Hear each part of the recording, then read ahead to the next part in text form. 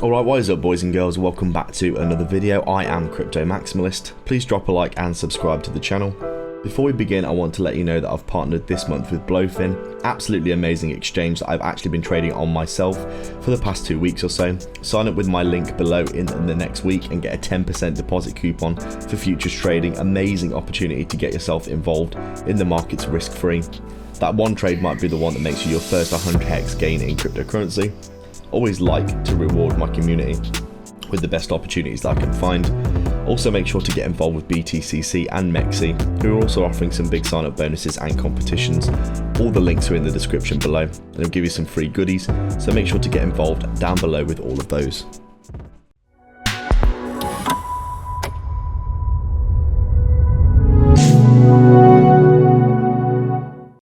So just taking a quick look at Polygon then on our daily time frame, and as we can see, getting a decent recovery over the past week or so from this crazy downtrend that we've been in. We've obviously finally broken the resistance in a similar manner to what Bitcoin's been doing. If we look at Bitcoin, we can see Bitcoin's been in a significant downtrend recently and has broken free.